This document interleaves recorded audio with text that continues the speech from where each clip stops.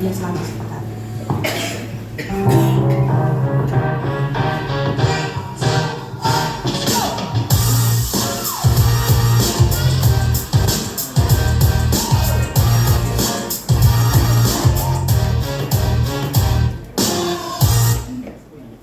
Shalom Jemaat Tuhan. Hari Kamis, 21 Maret, diadakan Fellowship Night. Kami mengundang seluruh pengerja dan jemaat untuk sama-sama hadir pada pukul 18.30. Ibadah Raya Minggu, 24 Maret, dilayani oleh Evangelis Rama Putra Pratama dari GBI Fatmawati. Dan juga ibadah anak sekolah Minggu pada pukul 10. Hari Rabu, 27 Maret diadakan ibadah Rebi, dilayani oleh Ibu Gembala Pasca Yolanda dari GBI Fatmawati. Dan pada pukul 17 diadakan ibadah kaum pria. GBI Live tidak mengedarkan kantong persembahan. Bagi Bapak Ibu yang diberkati Tuhan, dapat menabur dalam bentuk uang melalui kotak di bawah sesudah ibadah, ataupun transfer ke rekening gereja. Saudara dapat mengikuti media sosial kami. Tuhan Yesus memberkati.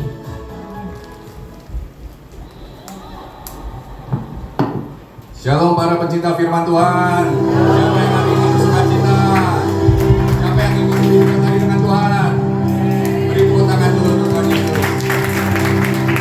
Sebelumnya saya ucapkan kepada Bapak Pendeta Salah Nenggolan, terima kasih sudah datang ke gereja kami. Kiranya Tuhan Yesus memberkati Bapak beserta keluarga. Amin. Seperti biasa akan saya tampilkan report pembacaan Alkitab di minggu ketiga bulan Maret.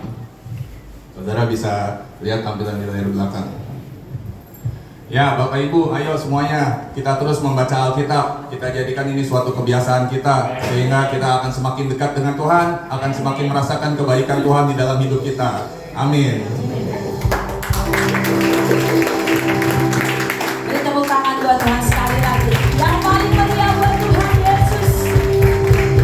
Puji nama Tuhan. Kita siapkan hati kita untuk mendengarkan firman Tuhan. Amin. Kita menaikkan sebuah pujian. Hari sebelumnya kita tundukkan kepala. Kita mau bersaat teduh sebentar.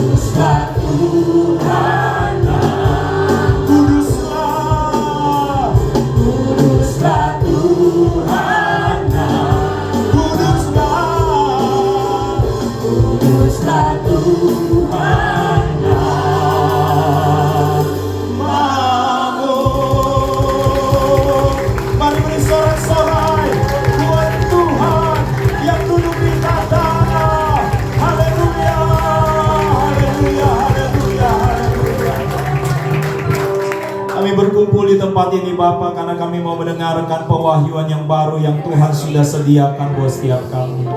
Kami sudah mengutus hamba-Mu Bapak Pendeta Sala Nainggolan ke tempat ini. Kami percaya bahwa hari ini Bapak 17 Maret sudah masuk di dalam agenda sorga. Untuk kami menerima kebenaran-Mu Bapak, bahkan menerima kesembuhan, kelepasan, kekuatan, kemenangan, kemuliaan yang dari Tuhan lebih besar lagi. Terima kasih banyak Tuhan Yesus. Kini saatnya kami buka hati dan pikiran kami untuk firman-Mu. Di dalam nama Yesus Tuhan, yang siap mendengarkan firman Tuhan sama-sama katakan amin. Saudara boleh silakan duduk terlebih dahulu. Sejenak saya kasih informasi buat hamba yang sudah hadir di tengah-tengah kita. Terima kasih Pak Salas buat waktunya.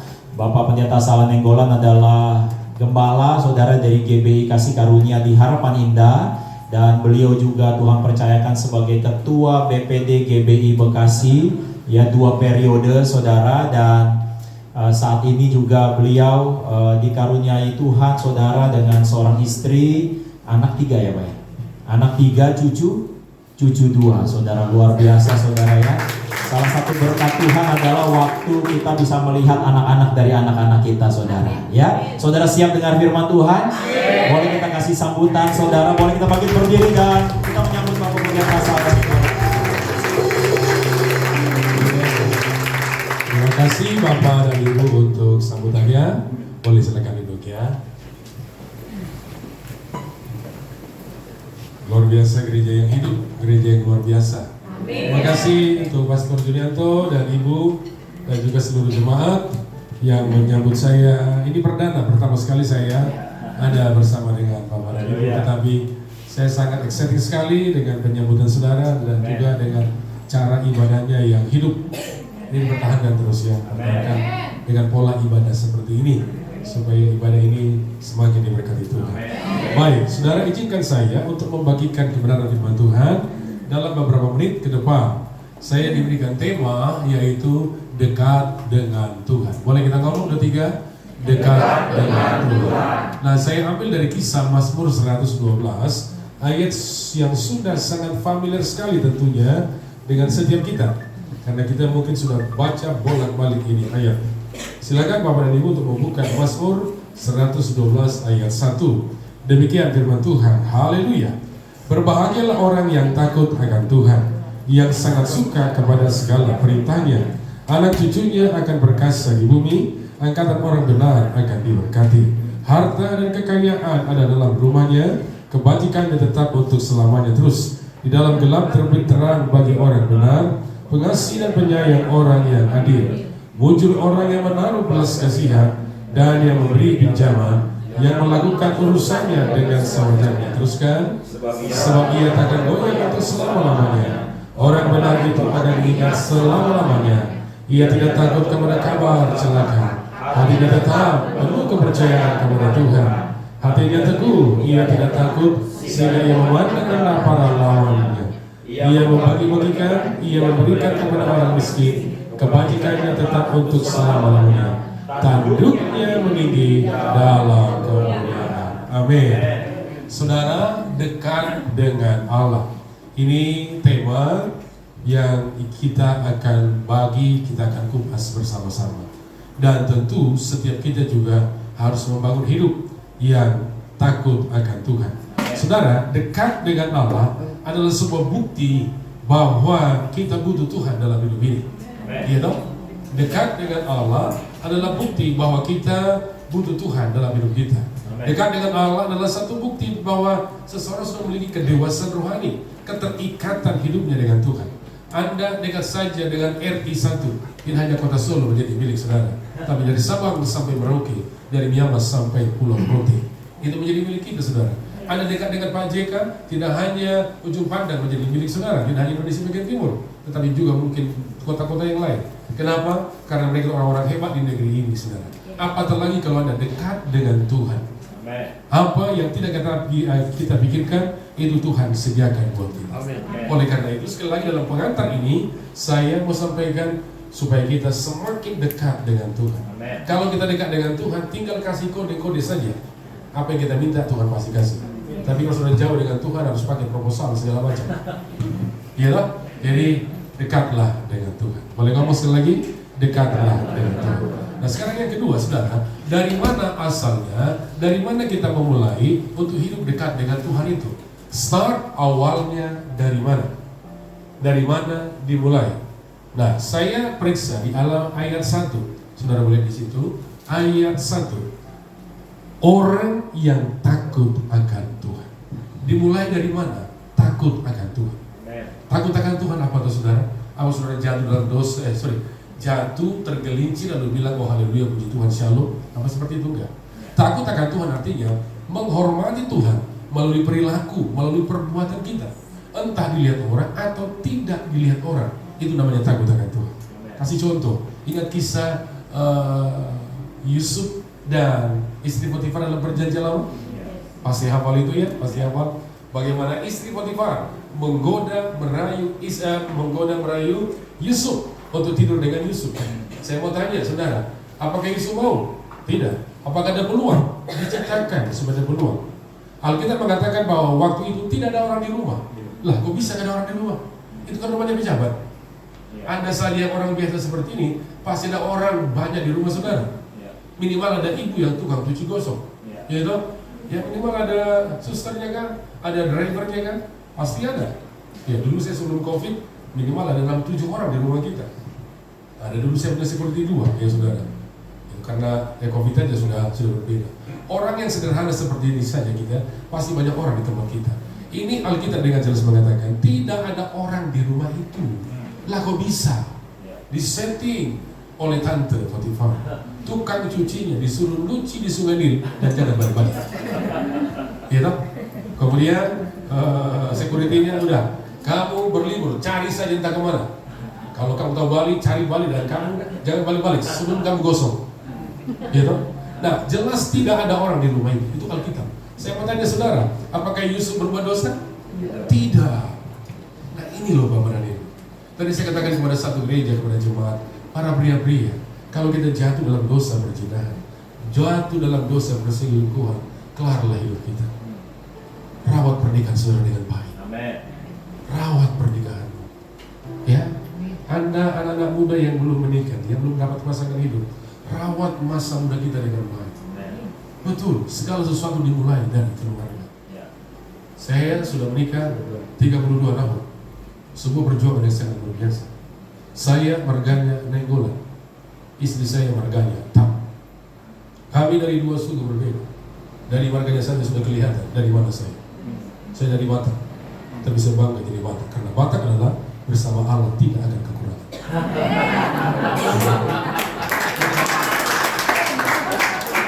Asal jangan ucap, uang cukup otak kurang. Ini dari dua kebiasaan yang berbeda, saudara. Dari dua kebiasaan yang berbeda. Tetapi saya merawat pernikahan dengan apa? Takut akan Tuhan. Jadi Bapak dan Ibu yang saya hormati, bangun hidupmu yang takut akan Tuhan. Daniel, Sadrak, Mesak dan Abednego, 4 pemuda Ibrani ketika mereka dibuang ke Babilonia, saudara mereka di ultimatum. Daniel harus berdoa kepada raja. Kalau tidak dalam 30 hari ke depan, dia akan dilemparkan ke dalam gua singa. Apakah Daniel takut? Enggak. Dia lebih baik dilemparkan ke sana. Ternyata bahwa di dalam gua singa itu ada malaikat Tuhan yang menjaga. Sadrak, Mesak dan Abednego di ultimatum harus menyembah patung yang dibuat oleh raja. Apakah dia mau? Dia tidak melakukan, saudara. Sampai akhirnya pun Tuhan membela dia dan panas yang begitu luar biasa tidak menyiksa tubuh dia. Jadi yang pertama, Bapak dan Ibu, takut akan Tuhan. Yang kedua, masih di ayat ini, masih di sini, orang yang takut akan Tuhan, yang sangat suka kepada segala perintahnya. Nah, tema kita kan mendekat dengan Tuhan atau dekat dengan Tuhan. Orang yang dekat dengan Tuhan itu sangat suka dekat dengan Tuhan. Saya mau minta saudara baca dengan intonasi yang diperpanjang, ya. Intonasi yang diperpanjang dari kata yang, 2, 3. Yang sangat suka kepada segala perintahnya. Sangat suka, saudara. Coba ibu-ibu, kenapa Anda menikah dengan suami yang sekarang? Walau sekarang agak bawel dikit, karena dulu saudara sangat suka dengan dia. Orang mau bilang apa dengan dia, nggak mau pikir. Pokoknya ini dia yang terhebat dalam diri. Bapak-bapak yang terhormat, kenapa mau nikah dengan wanita yang di samping saudara beberapa tahun yang lalu? Dulu lembut sekali. Kalau ngomong nyaris tak terdengar. Emang pinter. Ya, tapi kalau sekarang nyaris tak terkendali. Ngomongnya nggak terkendali, belanjanya nggak terkendali. Gitu? Belanjanya nggak terkendali, saudara. Bayangin coba. Tiap hari ada orang berteriak di depan pagar. Apa itu teriakannya? Nah itu sudah. Tapi kenapa saudara mau menikah dengan wanita yang boleh seperti itu? Karena suka. Demikian juga dengan Tuhan. Sukalah dengan Tuhan. Kalau orang yang suka dengan Tuhan, kayak hitung-hitungan. Orang yang suka dengan Tuhan rela bayar harga. Orang yang suka dengan Tuhan itu akan terlihat kok. Dia baca Alkitab, dia nggak telat ibadah, dia nggak main handphone. Saya 2 minggu lalu saya baru marahin jemaah, saya marahin. Saya dapat laporan bahwa ada satu orang dia buka YouTube ketika dengar khotbah. Saya marah sekali, saudara. Bagaimana kamu bisa diberkati Tuhan kalau kamu melecehkan firman Tuhan ketika firman Tuhan sedang disampaikan? Ya toh, saya marah sekali sama dia. Ya, betul. Taruh rasa hormat kita sama Tuhan. Suka dekat dengan Tuhan dan suka kepada segala perintahnya. Emang suka, saudara. Orang namanya suka itu dulu kayak apa juga. Saya punya istri itu suka makan bakmi. Bayangkan penerbangan Jakarta Dubai, di atas sana yang dicari namanya bakmi atau mie. Sampai pramugari kali-kali, Bu di sini nggak ada mie, yang ada cuma kotak. Oke, itu saja kata dia. Dikasih, saudara. Saya sampai bikin ini perlu bakmi semua. Malam-malam toilet dia kasih bakmi pasti dia makan. Karena dia suka, saudara. Jadi itulah kita harus suka dekat dengan Tuhan. Jadi 2 ini ya. Ulangi, yang pertama tadi apa? Takut akan Tuhan. Yang kedua, suka. Nah kalau kita suka dekat dengan Tuhan, lihat berkatnya, saudara. Ayat pertama, berbahagia. Berbahagialah kita, ya. Berbahagia. Hidupmu berbahagia, pernikahanmu berbahagia. Coba cek, ibu-ibu yang terhormat, Anda berbahagia nggak dengan suami yang sekarang? Amin ya, puji Tuhan. Ya bapak-bapak terhormat, berbahagia nggak dengan istri yang buruk? Amin. Berbahagia dong. Ya, saya mau tanya dulu, bapak dan ibu dapat anak mantu yang baik itu berkat nggak? Berkat loh. Kau punya 4 anak, 3 anak, 3-tiganya, 4-empatnya jadi dapat anak mantu yang baik dan cinta Tuhan, itu puji Tuhan, haleluya. Betul.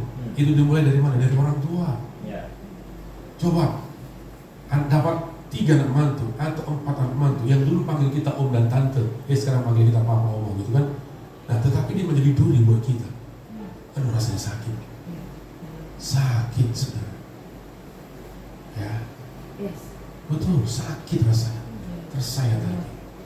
Ya gimana pas sakitnya? Tahu sendiri lah gimana sakitnya. Jadi kita mulai dari diri kita. Orang yang takut akan Tuhan, hidupnya berbahagia. Coba baca satu ayat, Wahyu pasal yang ke-1 ayat yang ke-3. Ultim ini bisa bantu kali. Jadi bisa bantu, nah di sini nih. Yuk kita lihat yuk sama-sama 2, 3. Berbahagia ia yang 1 membacakan dan mereka yang 2 mendengarkan kata-kata ayat ini, dan yang ketiga mengikuti. Ya cukup. Yang pertama apa? Membacakan. 2 mendengar. 3 nurut. Nah sekarang coba kita cross check diri kita. Ya, kita berbahagia enggak? Jangan-jangan kita nggak pernah baca firman. Saya salut dan kasih apresiasi buat saudara tadi yang kita lihat di layar, begitu banyak jemaat yang baca Alkitab. Ini satu apresiasi yang luar biasa ya. Baca firman. Membaca firman. Yang kedua, mendengar. Dengar aja firman. Dengar yang baik. Tapi saudara nggak boleh copy paste dari YouTube ya. Saya menyarankan saudara harus dari gembala saudara, harus dari gereja ini, jangan dari YouTube. Itu ya banyak gak jelas itu hamba Tuhan itu, hanya cari ya subscriber itu ya. Dengar dari sini, cuma satu saja, YouTube-nya GBI Live, udah itu aja. Hatimu jangan tergoda dengan itu. baca di sini, dengarkan lagi, renungkan lagi. Pasti ada 1, 2, 3 kalimat yang memberkati saudara. Nah setelah itu dikatakan apa? Mendengarkan dari yang berikut, nurut. Orang yang membaca, orang yang mendengar, orang yang nurut, hidupnya berbahagia. Jadi 2 ini Tuhan minta dari saudara saya, yaitu takut akan Tuhan. Yang kedua, suka dekat dengan Tuhan. Kembali pada poin. Nah sekarang apa berkatnya? Apa berkatnya jika kita dekat dengan Tuhan? Saudara melihat ayat yang kedua, saudara. Ayat yang kedua. Anak cucunya akan perkasa di bumi. Angkatan orang benar akan diberkati. Nah, saudara lihat Alkitab saudara. Saya baca dengan versi saya ya. Ya, lihat Alkitab saudara. Saya baca dengan versi saya. Anak, saya kasih sekoma. Cucunya, berarti berapa generasi? 2 generasi. Tambah kita 3 generasi. Di mata kita bisa melihat 3 generasi. Kita, anak kita, dan cucu kita. Konon katanya, ngurusin cucu itu paling berbahagia, saudara. Walau kita capek, tapi rasa bahagianya luar biasa. Saya di rumah juga ngurusin cucu, tapi kadang-kadang dimanfaatkan sama anak. Drop dulu, ya, main drop aja sudah. Ya, hancur-hancuran pakaiannya, udah bau begitu. Pokoknya nanti pulang udah harum itu anak. Main drop. Ya, tapi saudara jangan begitu ya, anak-anak muda ya. Ya, sayangi orang tua saudara, jangan main drop baru. Nah, jadi anak, cucunya. Ini berarti apa? Berkat keluarga. Tadi saya katakan kita punya 5 anak, 5-5-nya jadi. Tidak harus sarjana, walaupun itu oke bagus. Ya, karena sarjana juga tidak menjadi jaminan. S2 juga banyak orang ya pengangguran kok, itu banyak. Tetapi mereka yang hidup benar, yang takut akan Tuhan, itu yang penting. Ya, anak cucunya berarti bicara tentang apa? Keluarga. Keluarga kita diberkati, keturunan kita diberkati. Nanti kalau kita meninggal, matanya dua-duanya tutup, ketutup, nggak satu kebuka. Itu kenapa? Karena anak mati yang satu ini, aduh, nanti kunci nomor rumah gitu.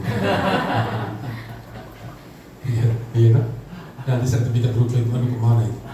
Jadi saudara, anak cucunya akan perkasa. Mau yang pertama ya. Yang kedua, perhatikan baik di sini. Nah, yang kedua, harta dan kekayaan ada dalam rumahnya. Harta. Saya senang dengan gembala saudara, seorang profesional muda yang punya visi besar tentang bagaimana finansial kita, keuangan kita diberkati oleh Tuhan. Ya, saya senang sekali bahwa beliau tidak mengambil uang dari jemaat, malah memberkati jemaat, memikirkan bagaimana supaya jemaat ini bisa makmur secara finansial. Saya salut dan saya sangat respect sekali, dan tidak menjadikan gereja ini menjadi sumber profit buat pribadi, malah mendedikasikan seluruhnya buat Tuhan. Jadi keuangan kita diberkati. Saya awal tahun yang kemarin berkhotbah kepada jemaat tentang financial freedom, keuangan yang sehat.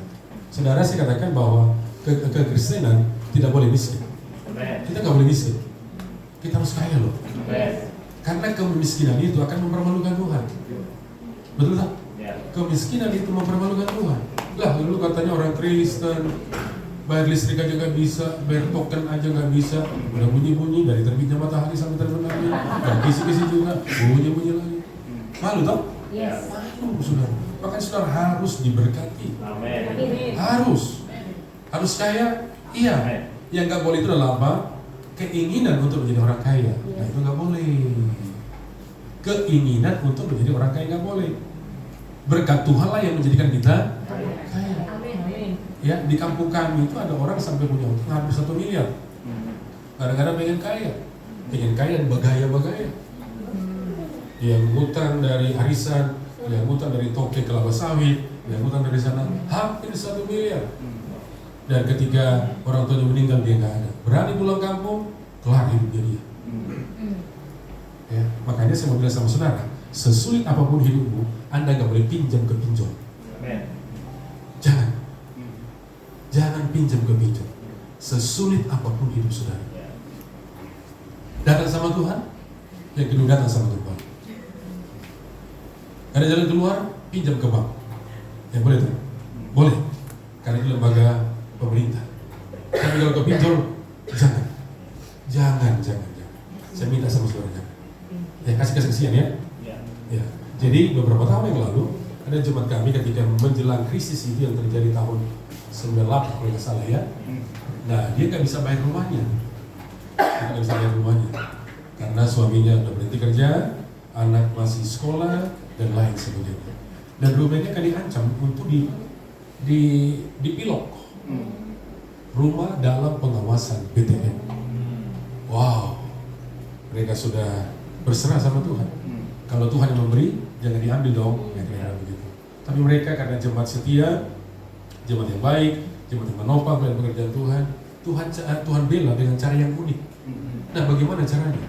Nah, adalah satu provider untuk membangun tower. Rupa-rupanya kalau untuk membangun seperti itu, kasar barang main tancap. Oh, ada tanah kosong, udah tancap aja. Nah, nggak bisa. Dia harus lihat lintang timur berapa, lintang selatan, lintang utara, dan lain sebagainya. Nah, kan pakai alat itu toh? Nah, pakai alat supaya cocok dengan satelitnya toh? Nah, cocok. Dia muter-muter di hadapan ini. Dulu kan masih ada istilah real estate. Nah, kalau sekarang kan sudah cluster. Nah, yang dulu yang diharapkan di blok C itu terkenal namanya real estate. Jadi kalau orang tinggal di situ, sebut saja saya tinggal di real estate, itu orang-orang yang high class. Nah, kemudian yang mobil ini muter-muter, mau cari kemana, titik kemana kira-kira, mana yang pas untuk membangun tower mereka. Gak dapat. Sampai akhirnya mereka pindahlah ke arah BTN belakang yang berbatasan dengan Pejuang. Saudara, ketika mereka cari-cari, pas ketemu dengan rumah jemaat kita.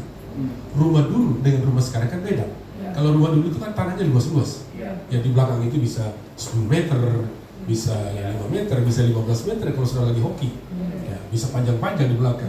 Nah, rumahnya jemaat kita ini ada tanah kosong di belakang. Nah, ketika dia cari, berhenti di situ dia punya apa namanya itu? Sinyal berhenti. Oh, cocok ini. Dia cari yang punya rumah, bla bla segala macam. Kemudian mereka mengutarakan niatnya, lalu akhirnya mereka bikin MOU, tanda tangan bahwa tanah yang di belakang itu dipinjamkan atau disewakan kepada provider ini. Saya nggak sebutkan namanya karena saudara pasti ada pemakai dari situ. Ya, lalu di tanda tangan kontrak sekian tahun, nanti diperpanjang. Dari uang kontrak itulah mereka bayar lunas itu rumah dan sisanya bagi bermodal. Ada yang suka buat Tuhan? Tidak ada, saudara. Amen. Makanya kalau kita dekat dengan Allah, keluarga kita diberkati, amen. Keuangan kita diberkati. Amin. Ayat yang keempat, ada pertolongan Tuhan. Ada saja pertolongan Tuhan. Siapa saja Tuhan bisa berjaya. Ada satu jemaat kami, ya saudara, mohon maaf ibu yang terhormat ya, kita mohon maaf. Dia punya penyakit saudara, kanker, bukan kanker, tumor payudara. Dokter katakan bahwa mohon maaf ya ibu yang terhormat ya, payudaranya harus diangkat. Tapi tahu nggak saudara dia pakai bahasa lima? Ya dia bilang dokter salah, Tuhan benar. Dokter salah, Tuhan benar. Ya, cek up lagi, masih ada. Lalu dokter salah, Tuhan benar. Dokter salah, Tuhan benar. Suatu saat harus ada tindakan, karena kalau dibiarkan begini, takutnya ini akan merambat kepada yang lain. Lalu datanglah mereka suami istri ke dokter pada hari H yang sudah ditentukan bersama. Saudara, ketika direkam, semua direkam, Bapak Ibu percaya nggak? Itu penyakitnya hilang.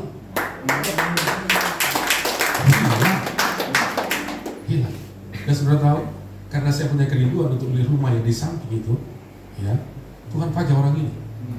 Suatu saat yang mereka transfer ke gereja Cepetiau 100 juta. Minggu berikut mereka transfer lagi 1 miliar. Minggu berikut mereka transfer lagi 1 miliar. Jadi keluarga dikasih berapa? 2,1 miliar. Rumah yang kita eksekusi sudah selesai. Amin. Itulah Tuhan kita. Jadi kalau gembala saudara mengarahkan saudara tentang finansial, keuangan, ikuti. Itu pasti ada nilai sesuatu yang saudara dapatkan. Mungkin Anda nggak tangkap karena pola pikirnya gembala saudara, ya Pastor Junianto dengan saudara mungkin sudah beda. Ya dia ini kalau nggak salah generasi apa? Iya ya. Iya. Nah, Gitu, mungkin saudara-saudara ya seumuran dengan saya yang generasi X, gitu, baby boomers yang lahir tahun 60-an. Begitu yang pakai pun tuh apa tadi? Ikuti saja. Kalau memang dia generasi Y, ya, Anda sudah yang generasi X, dia baby boomer, ikuti saja. Ikuti saja. Ya kalau nggak bisa, ya minimal ya tenaga saudara ikut. Ya, pertolongan Tuhan. Yang keempat, tanduknya semakin meninggi dalam kemuliaan. Tanduk itu bicara tentang apa, saudara? Tanduk itu bicara tentang kekuatan. Artinya begini, orang yang dekat dengan Allah, orang yang suka dekat dengan Tuhan, orang yang ya mengasihi Tuhan, dia hari demi hari semakin dipakai Tuhan. Umur bertambah, semakin hidupnya diurapi oleh Tuhan. Amen. Umur bertambah, semakin dipakai, semakin diurapi Tuhan. Jangan seperti cek toko sebelah, gitu. Umur semakin tambah, semakin rese, semakin bikin dosa, ya, bikin pusing anak dan keturunan. Itu yang sebelah itu tuh, seperti itu. Umur sudah 60 tapi selalu bikin kesal keturunannya. Nah kita ini makin punya umur, makin cinta Tuhan. Makin punya umur, makin cinta. Tanduknya meninggi. Tanduk itu bicara apa? Kekuatan. Ya, kekuatan. Sehebat apapun yang namanya harimau, sehebat apapun yang namanya singa, tapi kalau dia ketemu dengan kerbau yang punya tanduk, dia pasti gemetar. Bisa nancap di lambungnya, bisa nancap. Bayangin coba. Jadi tanduk itu bicara tentang apa? Kekuatan. Yang terakhir, saudara, hatinya sama-sama yuk. Hatinya tidak takut pada kabar celaka. Amin. Gak ada takutnya. Kabar-kabar celaka ada takutnya. Kan kadang-kadang kita latah, saudara. Laka. Wah, dolar naik Tuhan, 16.000, 17.000. Tuhan, emang lu punya dolar? Iya. Punya dolar juga kagak. Tapi udah latah. Ya, tak? Ya Tuhan, harga tas naik. Ngapain, saudara? Dengar, dolar mau berapa pun berkat kita nggak ditentukan dari manusia. Berkat kita ditentukan dari siapa? Dari Tuhan. Setuju tak? Dari Tuhan berkat kita. Suatu saat ada orang datang ke rumah, dia bawa mobil, pakai jadi mobil, hanya suruh pinjamin mobil ini. Waduh, ini mobil kelas berat ini dalam hati saya. Udah Bapak pakai saja. Itu Bapak kan ketua diri, enggak. Nanti kalau saya pakai ini kunjung-kunjungan, pada takut nanti di jalan saya dalam hati saya. Berat sekali. Enggak, dipakai saja. Sampai kapan Bapak bosan, Bapak boleh balikin. Untuk mengarai dia, ya saya pakai, saudara. Saya pakai, ya muter-muter lagi keliling, ya Kelapa Gading, baru pulang, masukin. Dan akhirnya saya pulang itu mobil. Pak, saya pulang di mobil ini. Loh kenapa? Berat. Saya belum waktunya pakai mobil begini. Oh gitu ya. Nah, saya bilangin aja. Saya kalau pakai Alphard, cuma dulu pakai Alphard, kayak apa rasanya? Ulangi. Saya ulangin kepada ibu. Artinya begini, kalau dari kisah ini, bisa saja Tuhan pakai sampai saja. Gitu? Orang antar begitu saja. Ulangi. Beberapa minggu lalu ada orang antar kunci rumah. Ya Pak, pakai saja ibu. Jadi bagi Tuhan itu nggak ada yang sulit sebenarnya. Amin. Boleh saya tutup dengan satu cerita? Boleh ya? Pak, masih kurang panjang, jangan panjang-panjang. Nah sebab panjang-panjang gesek-gesek kaki lagi. Oke, saya kasih satu cerita yang saya baca dari satu buku. Saya kaitkan dengan visi gembala saudara yang memang orang finance yang diberkati oleh Tuhan. Pernah makan di Pizza Hut? Pertanyaan gonyol, Pak, kita orang kota. Saban hari kita di Pizza Hut. Foto, cepret, bahkan kita sudah bosan. Tahukah saudara, siapa orang di belakang Pizza Hut? Dengan para pengusaha di gereja ini, dengan para wanita karir di gereja ini, dengan Anda para marketing di gereja ini, dengan bagi saudara yang sedang membangun mimpi untuk sebuah usaha di gereja ini. Tidak hati saya sebagai gembala sini. Saya anggap diri saya bukan tamu di sini. Saya anggap diri saya bagian dari gereja GBI Life. Maka saya berkhotbah dari hati kepada saudara supaya saudara diberkati oleh Tuhan. Ya, dengarkan kisah ini. Kenapa usaha ini bisa diberkati Tuhan dengan dahsyat luar biasa sampai di harapan indah. dan menjadi tempat saudara untuk kongko dan lain sebagainya. Nah, ada satu anak muda yang bernama Stephen King. Stephen King, dia bekerja di Pizza Hut. Pemilik Pizza Hut adalah papa tiri dari Stephen King, papa sambungnya. Dia bekerja di situ paruh waktu sambil dia kuliah, kemudian dia bekerja. Setelah dia selesai kuliah, dia men-take over Pizza Hut, seluruhnya di take over dengan sekian karyawan yang punya semangat kerja yang sangat rendah dan utang perusahaan di sana sini. Itu persoalannya. Ya pastor ya, itu persoalannya. Semangat kerja karyawan, ya gak punya mimpi, gak punya visi, ya harus di drive, harus didorong. Nah, di tangan Stephen King, usaha ini diberkati Tuhan luar biasa. Apa yang membuat dia diberkati Tuhan? Yang pertama, saudara, dengan baik ya. Yang pertama, Stephen King, dia mendisiplin dirinya tiap hari baca Alkitab. Garis bawahi kata mendisiplin diri. Kita gampang mendisiplin orang lain, karyawan, fanfo kita, gampang kita mendisiplin. Tapi diri sendiri itu pekerjaan yang sulit. Pergi ke pesta, si mama udah ngomong, Pak, jangan makan jeroan. Ya, ingat itu, Bapak sudah punya umur, jangan makan jeroan. Apa kata si Papa? Mama kok diam? Ya, tadi kau dengar tadi doa dari para pendeta sudah dikuduskan dalam nama Tuhan.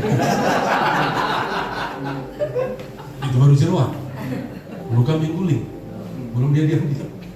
Pergi ke tempat lain, cari bebek dan lain sebagainya. Itu lebih benar. Makanya pulang pesta, kaki diseret-seret, tangan diseret-seret, leher tegang. Kenapa saudara? Karena tidak bisa mendisiplin diri. Ayo. Yes. Tidak bisa mendisiplin diri. Nah saudara, disiplin diri untuk baca Alkitab. Paksa diri saudara. Paksa, harus baca. Saya sudah baca 15 kali. Sudah selesai, 15 kali Alkitab. Ini jalan yang ke-16. Saya baca saudara. Saya baca.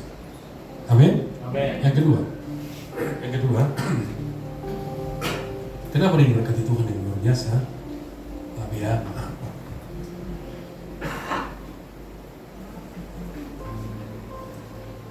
dia menjadikan firman Tuhan menjadi value, nilai-nilai kehidupan.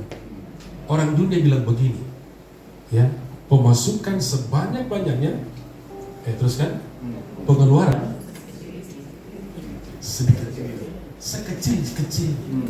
Masuk boleh banyak, tapi keluar harus sedikit. Itu prinsip dunia. Tapi prinsip Alkitab gak seperti itu. Berilah, maka kepada bukan diberi. Betul. Ya, saudara pernah memberi dengan Tuhan. Apa saudara pernah kekurangan? Tidak. Contoh begini, saya kasih contoh ya. Maaf, ini saya bukan berarti isme ya, bukan. Tapi karena saya dari di sini. Kalau orang Batak pesta, saudara, ada satu makanan yang harus, yang kudu, yang harus ada ketika pesta. Apa itu? Ngomong aja apa? No. Apa? Ikan. Ikan apa? Ikan mas. Itu wajib.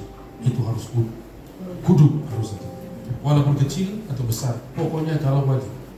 Etnis kami ini kalau berpesta, kalau saudara suguhkan ikan lele, itu pelecehan terbesar. Harus ikan mas. Nah, kenapa ikan mas? Satu, itu dalam makanan raja-raja. Yang kedua adalah ikan mas itu supaya dia cepat besar, berkembang, air harus masuk dan air harus keluar. Ya nggak boleh di situ airnya, nggak boleh. Beda dengan lele. Nah, lele di situ aja gitu. Nah, makanya dia punya duri di sini. Kalau ikan mas enggak, air masuk, keluar, masuk, keluar, masuk, keluar. Makanya dia cepat besar. Dan itu kalau pesta harus ada. Saudara, nilai yang kita bangun, terima, berkati orang lain juga. Terima, berilah juga. Jadi kalau gembala saudara katakan di GBI Live tidak ada persembahan, nah jangan bilang begini, ini gereja yang gua cari. Jangan. Itu tes terbesar dalam hidup saudara. GBI Live tidak mengedarkan kantong kolektif. Yes, ini gereja satu-satunya di Harapan Indah dan inilah yang gua cari. Nggak boleh. Kalau gembala saudara ngomong begitu, itu kejujuran kita. kecintaan kita sama Tuhan. Iya kan? Kecintaan kita. Jangan bilang kesempatan dah. Lumayan. Ya toh? Jangan. Yang ketiga, kenapa saya penting diberkati Tuhan? Dia berkomitmen membaca Alkitab dari Kejadian sampai Wahyu dalam tempo 1 tahun. Pantas yang diberkati? Pantas. Kebetulan beliau adalah pemain keuangan finansial. Saya bagikan itu sama saudara. Lakukan dengan baik supaya keuangan kita diberkati. Kemiskinan itu gak ideal, saudara. Gak ideal. Kemiskinan itu bisa mempermalukan Tuhan. Orang Kristen. Satu anak aja gak bisa sekolah. Dipulangin. Jangan. Harus diberkati itu. Amin. Saya tutup dengan satu cerita boleh ya Pak ya? Karena ini saya pertama sekali di sini. Pak dari tadi sini, Pak dari sini. Saya tutup dengan satu cerita ya. Jadi Bapak dan Ibu, tahun-tahun yang lalu sebelum COVID, ada satu suami datang ke kantor kita, di kantor gereja. Pak, tolonglah beli ini kue, tolong beli ini kue. Jadi sini kan ada beberapa sesi ibadah. Jadi bisa untuk para pekerja yang lain. Setelah mereka ibadah satu lanjut, ada break, ada kopi dan lain sebagainya. Nah saudara, ketika ditawarkan seperti itu, saya berdoa dan Roh Kudus katakan begini, ajak dia beribadah di gereja ini. Ajak dia. Kalau saya katakan, Pak, enggak beribadah di gereja ini, ajak istri dan anak-anakmu supaya kami bisa mentor. Kami punya tanggung jawab dengan Bapak. Mau nggak? Oh ya mau Pak, mau Pak. Datanglah dia beribadah, saudara, di gereja kita. Beribadah terus, beribadah. Suatu saat dikasih berpuluhan, saudara. 50.000, oke, good dalam hati saya. Dikasih lagi tiap minggu, dikasih lagi sampai tiap minggu, sampai minggu kemarin, tiap minggu. Jadi kalau mereka keluar kota, pasti kasih saudara. 100.000, 200.000, sampai 1 juta. Ketika angka 1 juta, ini kawan luar biasa ya. 1 juta, berarti penghasilannya begitu berapa? 10 juta. Saya ajak dia ngobrol ke kantor. Kawan sini dulu ya. Ngobrol dulu ke kantor. Kenapa kok kamu bisa kasih per bulan 1 juta? Saya takut kalau itu nanti dia cuci uang, saudara. Repot kan? Repot. Oh begini Pak, kata dia. Apa yang Bapak khotbahkan itu kami lakukan. Saya praktekkan dengan istri. Oh, yang mana itu Pak? Itu kan khotbah saya kan banyak. Iya. Bapak kan ajarkan tentang doa sepakat. Suami istri harus doa sepakat. Bangun mezbah, baca firman. Nah kami lakukan Pak. Kami lakukan. Baca firman, kami doa sepakat, kami lakukan terus. Oh, puji Tuhan ya. Iya Pak. Nah terus gimana? Suatu saat makan bakso Pak. Saya makan bakso di ruko Harapan Indah ini. Makan bakso itu lagi enak, lagi ngeteh. Ada orang di depannya dan bertanya sama dia, Pak, lagi main apa ini? Ya, saya lagi jualan kue Pak. Oh, lagi jualan kue. Udah. Oh, jualan kue. Mau nggak Bapak cari baju ringan? Mau nggak cari baju ringan? Oh, mau. Bapak masukkan ke tempat kami. Ya, masukin ya. Cari aja perusahaan baju ringan. Ya, masukkan ke tempat kami. Mau Pak? Ya, carilah pabrik baju ringan. Kemudian dia masukkan ke tempat mereka. Dia nggak kenal itu orang. Dia nggak kenal. Tapi karena dia sudah lakukan doa sepakat yang tadi, dia sudah setia dari 5 bulan dan selanjutnya dari sini Tuhan berkati. Tahukah saudara, orang yang di depannya siapa? Salah satu petinggi perumahan di mana kita tinggal. Salah satu decision maker-nya perumahan ini yang ada di depan. Artinya Bapak dan Ibu, jangan khawatir. Tugasmu dekat saja sama Tuhan. Dekat saja sama Tuhan. Ngomong ketiga, dekat